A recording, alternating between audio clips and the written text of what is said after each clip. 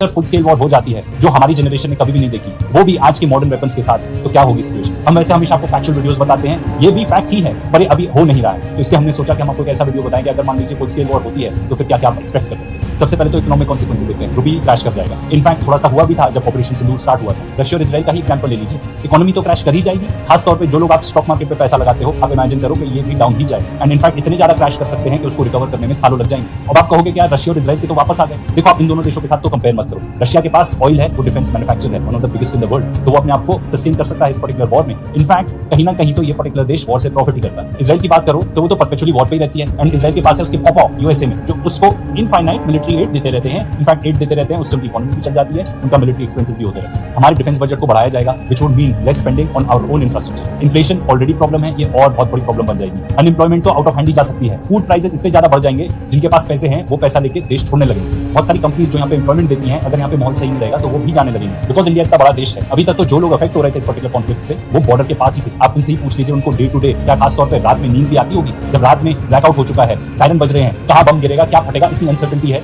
क्या उनको अच्छे से नींद आती होगी। कैसा होता है ना, ये जम्मू एंड कश्मीर के लोगों से पूछो, उन लोगों से पूछो जो एलओसी के दोनों साइड्स पर हैं, वहां कितनी मौतें हुई हैं। आई नो ऑफ समवन, उसने ये पर्टिकुलर पोस्ट डाला था, सुनिए वो क्या कहता है। वो बताता है कि वॉर की स्थिति में आपके पास सिर्फ 2 घंटे हो अपने घर में सब कुछ रैप अप करके जाने के लिए, और आपको पता भी ना हो आप फिर वापस आओगे या नहीं। साथ में वो पोस्ट में और भी चीजें बताता है, पर आप उनसे पूछो कि जब बम फूटता है ना तो कैसा लगता है। और ये particular news coverage news laundry का जरूर चेकआउट कर लेना। इसका टाइटल है, जो लोग सोशल मीडिया पर जंग लड़ रहे हैं वो एक बार बॉर्डर पे आकर लड़े, तब आपको पता चलेगा वॉर कैसी होती है। अभी आपको भले ही लगता हो कि अगर वॉर होगा तो रिस्ट्रिक्टेड रहेगा टू जम्मू एंड कश्मीर, पर ऐसा नहीं है। वो कहते हैं ना, anything is fair in love and war. Already civilians को टारगेट किया जा रहा है। अगर और चीजें बढ़ती हैं तो होम्स डिस्ट्रॉय हो जाएंगे, फैमिलीज तबाह हो जाएंगी।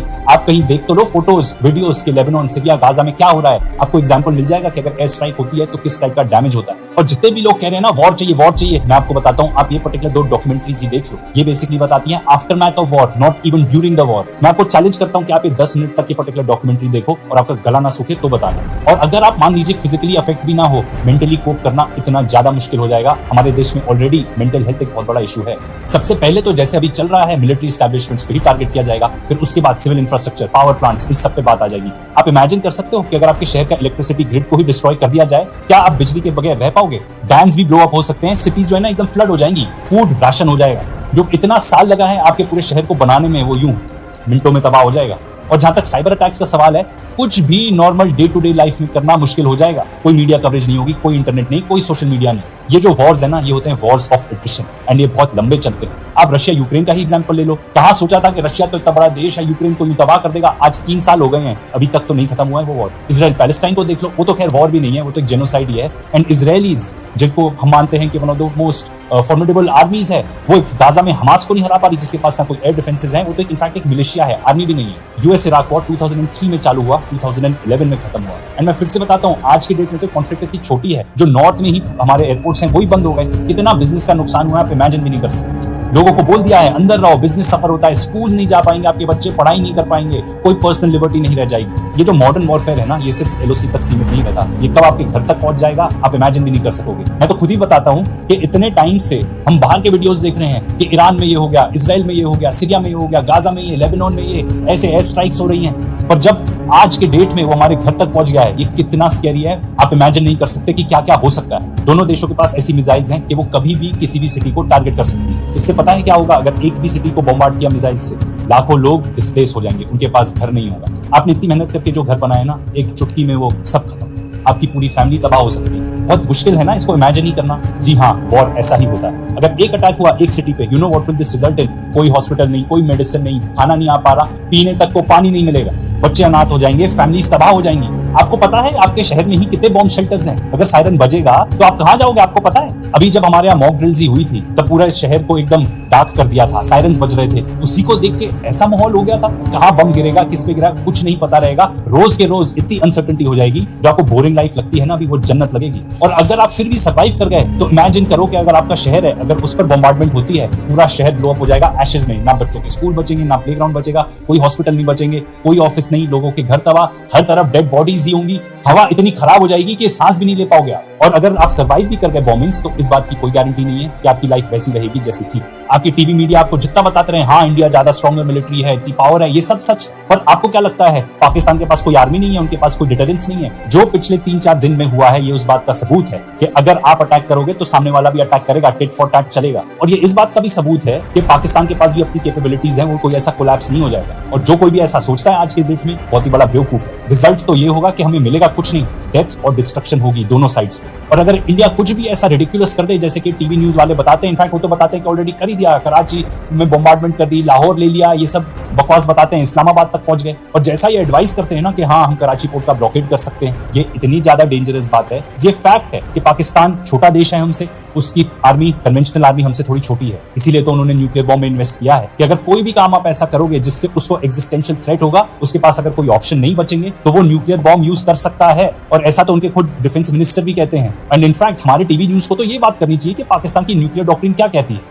इन 11 सालों में हमने बहुत कुछ गवा दिया, कमाया तो कुछ नहीं, गवाया बहुत ज्यादा। जो गवाया वो था हमारा पड़ोस, नेबर्स। मोदी जी ने एक पॉलिसी बनाई थी नेबर फर्स्ट, लेकिन नेबर फर्स्ट नहीं, नेबर लास्ट हो गई वो। संकट के समय पड़ोसी काम आता है। पड़ोसी आप बदल नहीं सकते हैं, बांग्लादेश, श्रीलंका, मालदीव्स, पाकिस्तान, इवन अफगानिस्तान भी। इस मैप को देखें तो हमें थोड़ा सा आइडिया लगेगा। अगर लेफ्ट वाला मैप देखें तो हमें आइडिया लगेगा कि इंडिया के पड़ोस में, अगर इंडिया के मैप के हिसाब से देखें तो अफगानिस्तान भी पड़ोसी है, लेकिन अगर रियलिटी के तौर पर देखें तो अफगानिस्तान हमारा पड़ोसी नहीं है। फिर साथ में पाकिस्तान, चाइना, नेपाल, भूटान, म्यांमार, बांग्लादेश, नीचे बॉर्डर तो नहीं लगा, लेकिन श्रीलंका भी हमारा पड़ोसी और मालदीव्स भी है। चलिए ठीक है, अच्छी बात है तो। लेकिन एक कश्मीर को देखें तो ये हमारा कश्मीर का नक्शा है। नक्शा सिर्फ कागज के ऊपर है।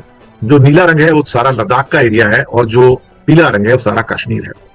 लेकिन इस कश्मीर में बहुत सारा हिस्सा और लद्दाख का बहुत सारा हिस्सा जो है वो हमारे पास नहीं है। जैसे कि इस तस्वीर में अगर आप देखें तो एलओसी नाम की एक रेखा आपको नजर आ रही है कश्मीर के मैप पे, जिसमें लेफ्ट में जो येलो पार्ट है एलओसी के लेफ्ट पे वो पाकिस्तान के पास है, लेकिन हम उसे पीओके लिख नहीं सकते क्योंकि वो फिर भारत सरकार जो है ऑब्जेक्शन ले लेती है। और एलओसी के ऊपर जो नीला पार्ट है गिलगित बाल्टिस्तान, वो भी पाकिस्तान का ही हिस्सा है, जिसको पीओके का हिस्सा कहा जाता है। उसी में शाक्सियाम वैली भी है, उसी के साथ मिक्स होकर सियाचिन ग्लेशियर भी आता है, जिसके लिए फाइट चलती रहती है। एक और रेखा आप यहाँ पर देखेंगे, लाइन जिसका नाम है एलएसी, जिसको लाइन ऑफ एक्चुअल कंट्रोल कहते हैं। तो उसके ऊपर एक एरिया है अक्साई चीन। तो अक्साई चीन भी पूरा का पूरा है तो भारत का, लेकिन चाइना के कब्जे में है 1962 के बाद। तो ले देखिए अगर आप पाएंगे तो मुश्किल से 2/3 जो है लद्दाख हमारे पास है, जो 2/3 ही नहीं बल्कि आधे से भी कम लद्दाख हमारे पास है। आधे से ज्यादा लद्दाख गिलगित बाल्टिस्तान और अक्साई चीन दोनों मिलाने से चला जाता है। पाकिस्तान ऑक्युपाइड कश्मीर और सीओके यानी कि चाइना ऑक्युपाइड कश्मीर। और कश्मीर का भी एक बड़ा हिस्सा जो है लेफ्ट की लाइन, पीली लाइन निकाल दो तो वो भी चली जाती है। तो हमारे पास ले देखिए कितना बचता है, 50% भी नहीं है, 50% से भी थोड़ा सा कम ही हो। अगर इसी मैप को लेके चले तो हमने एक चीज तो साबित कर दी कि नेबर फर्स्ट करते करते नेबर लास्ट हो गए और हमने एक एक करके अपने सारे पड़ोसी गवा दिए। पाकिस्तान पहले ढुलमुल था 10-11 साल पहले, तो हमने ना सिर्फ अपने नेबर्स गवाए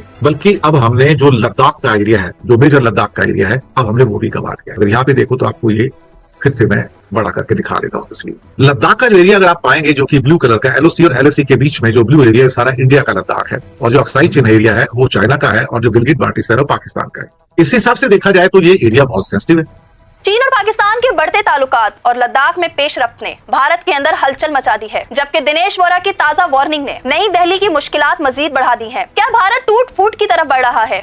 सेंसिटिव इसलिए है कि इसके एक साइड में तो आपका पाकिस्तान है और एक साइड में चाइना है, और दोनों ही एक सबसे हमारे दुश्मन। अब सवाल ही पैदा होता है कि यहाँ पर लद्दाख में जो हमारे भाई बहन रहते हैं लद्दाखी, वो एक दीवार है चीन और भारत के बीच में और साथ में पाकिस्तान और भारत के बीच में। अच्छा, कोई बहुत ज्यादा जनसंख्या नहीं है लद्दाख की, अगर कारगिल और लेह दोनों मिला लो तो मुश्किल से 3 लाख है। लेकिन ये 3 लाख क्या है कि रॉक ऑफ जिब्राल्टर है। ये 3 लाख लोग, कारगिल तो अधिकतर 99% शिया मुस्लिम्स हैं और लेह के अंदर ज्यादा करके जो है वो बुद्धिस्ट है। तो साहब ये रॉक ऑफ जिब्राल्टर है, हमारे संगी साथी हैं, ये हमारे 100% नहीं 1000% देशभक्त आदमी हैं के देशभक्त इंडिया के लिए मरने को तैयार हो जाते हैं। इनकी जो आपकी सो कॉल्ड रेजिमेंट्स में जहां लद्दाखी काम करते हैं, इसमें कारगिल के भाई बहन भी हैं और लेह के भाई बहन भी हैं। ये वो लोग हैं जो हाई एल्टीट्यूड पे जंग लड़ सकते हैं, ऊंचाई पे 15,000 फुट पे, 18,000 फुट पे आराम से लड़ाई लड़ सकते हैं। इनकी सांस नहीं फूलती। हमारे जैसे लोग तो जाएंगे, सांस फूलेगी, कुछ कर नहीं पाएंगे। अब सवाल यहां पर यह पैदा होता है कि क्या आप इन 3 लाख लोगों को नाराज कर सकते हैं? यही तो वो लोग हैं जो दीवार बनके खड़े हो जाते हैं चीन और भारत के बीच में, या पीओके और भारत के बीच में, और पक्के देशभक्त। और अब तो बहुत बड़े बड़े जो टीवी पे आने वाले कमेंटेटर हैं, जिनको अक्सर ये समझा जाता है कि वो सरकार की बात करते हैं, चाहे उसमें मेजर गौरव आर्या हो या brigadier lieutenant general GD Bakshi हो, वो भी इनका साथ देते नजर आ रहे हैं कि भैया और वो तो यहां तक कहते हैं कि आपने लद्दाखियों को आज तक दिया क्या है, उनके साथ सिर्फ सौतेला व्यवहार किया आपने। आज से 80 साल से, पिछले 75 साल से आपने कुछ नहीं किया। आपने सिर्फ और सिर्फ उनके साथ सौतेला व्यवहार किया है और कुछ नहीं किया आपने। उनका कहना था कि हर मुसीबत के टाइम पे ये डट कर खड़े रहे हैं, ये सीधे लोग हैं, देशभक्त लोग हैं, इनको नाराज मत करो। अब ये लोग इतना रेस्टोरेंट शब्दों में क्यों बात कर रहे हैं, जिनकी मैंने बात की है, ये इतने सधेड़ शब्दों में क्यों बात कर रहे हैं आजकल? ये क्यों लद्दाख के लोगों के साथ खड़े हैं? क्या अब ये उस डैमेज को, उस नुकसान की भरपाई करने के लिए खड़े हैं जो हो चुका है ऑलरेडी? क्योंकि दिल्ली ने लद्दाख के सीने पे गोली तो मार दी ना। लद्दाख तो हमारा मुकुट है इंडिया का भाई, टॉप पे। तो एक तरह से देखा है तो आपने माथे पे गोली मार दी वहां पे। हो सकता है मोदी शाह को लगता होगा कि बंदूक की नोक पर हम सब कुछ कंट्रोल कर सकते हैं, लेकिन इसी बंदूक की नोक पर क्या कश्मीर को हम कंट्रोल कर पाए पिछले 80 साल में? क्या हम टेररिज्म को कंट्रोल कर पाए? सवाल है ना अल्टीमेटली। आपने नेबर्स तो सारे गवा दिए अपने। मैंने कहा ना, पाकिस्तान हो, नेपाल हो, भूटान हो, बांग्लादेश हो, म्यांमार हो, श्रीलंका हो, मालदीव हो, तो हमारे साथ नहीं है ज्यादा, वो सब दिखाएंगे थोड़ा बहुत। एक हफ्ते के अंदर अंदर वांगचुक जैसा आदमी जो देशभक्त है, आतंकवादी बन गया। उसके पाकिस्तान से कनेक्शन है, उसके आतंकवादियों से कनेक्शन है। वो भारत का उतना पलट करना चाहता है। यार वो एक आदमी इतना पावरफुल हो गया, वो तो वैज्ञानिक है, साइंटिस्ट है, इनोवेटर है भाई। पिक्चर बनी है उसके ऊपर तो भाई, पूरी की पूरी 3 इडियट्स। अचानक से वो आदमी इतना खतरनाक हो गया। अच्छा, उसको रखा कहां है मालूम है आपको? जोधपुर की जेल में। जोधपुर की जेल फेमस है जहां पर खूंखार आतंकवादियों को रखा जाता है। खूंखार कर दीजिए साहब, पूरे इंडिया को डिस्टर्ब घोषित कर दीजिए साहब, क्या फर्क पड़ता है? बाकी 25 स्टेट्स हैं जिनके ऊपर आपका रूल नहीं चलता। साउथ इंडिया बड़ा सेंसिटिव है साहब, यूटी में बदल दीजिए, अंदर खत्म हो जाएगा। और नॉर्थ में बचे हुए हैं, सिक्किम में हो गया या अरुणाचल हो गया, नागालैंड, मणिपुर, मिजोरम, वो भी कर दीजिए। आप ही सब जगह रूल कर लीजिए, क्या फर्क पड़ता है? कहते हैं तश्तरी पे सजा के लद्दाख पाकिस्तान और चीन को सौंप दिया। पाकिस्तान तो खैर जो डैमेज करेगा तो करेगा, लेकिन जो चीन जो डैमेज करके जाएगा वहां पर लद्दाख में, अनप्रेसिडेंटेड, सोच कर डर लगता है।